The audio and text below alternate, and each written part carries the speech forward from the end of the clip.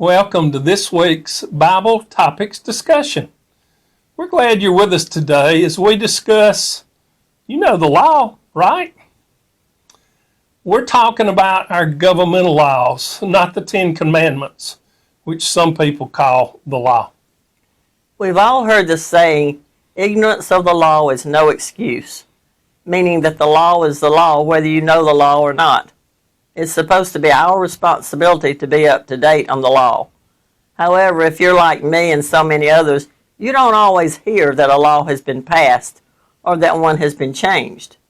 Still, if we get in trouble because we've broken a law we didn't know exists, it's our responsibility to know it. And we don't really have a leg to stand on when it comes to fighting it. We just have to grin and bear it, as my mother used to say. Romans chapter 13 is a good place to go to learn about our responsibility involving the keeping of our governmental laws. You may recognize most of this scripture from one of our recent videos when we discussed God setting up government. This week, we're using it for a little different reason. Romans chapter 13, verse 1 through 3 says this: "Let everyone be subject to the governing authorities, for there is no authority except that which God has established. The authorities that exist have been established by God. Consequently, whoever rebels against the authority is rebelling against what God has instituted, and those who do so will bring judgment on themselves. For rulers hold no terror for those who do right, but for those who do wrong. Do you want to be free from fear of the one in authority? Then do what is right, and you will be commended." This chapter continues with verses 4 through 7 saying, "For the one in authority is God's servant for your good.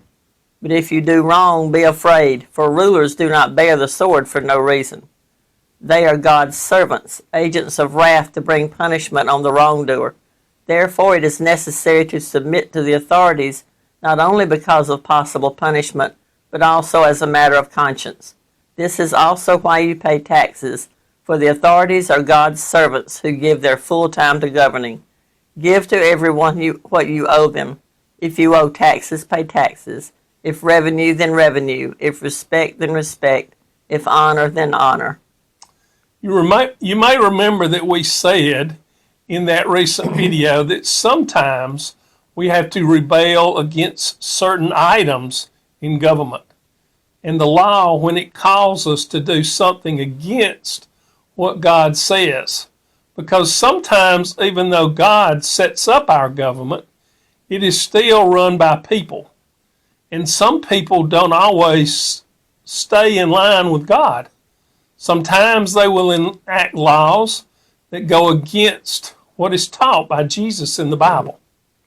But what about good laws? Laws that use the Bible as the standard. For instance, laws that are meant to protect us, like speed limit laws and other laws of the roadways. Laws that say you should have a fence around your pool in case a neighbor's child wanders out of their yard and into yours and falls into your pool. That law is set up to protect that child against drowning and to protect you from being blamed for having an open pool where someone's child or infirmed parent or their pet could come to harm. Why is it that the government sets up speed limit laws to protect us and our property, and we disobey them and complain when we get a ticket? If you're speeding and are pulled over by a law enforcement officer and given a ticket, why do you complain as though you haven't broken the law? It's easy enough to avoid that. Speed limit signs are posted all up and down the highways and interstates. If this happens to you, just accept the ticket humbly, pay it, and move on, having learned a valuable lesson. Well, that's it for this week. Please like, comment, and share, and let us know if you have any questions. We would love to hear from you. And if you get a ticket this week, you might want to remember my mother-in-law's old saying, just grin and bear it. You know, God has allowed that law to protect you and me. See you next week. Be blessed.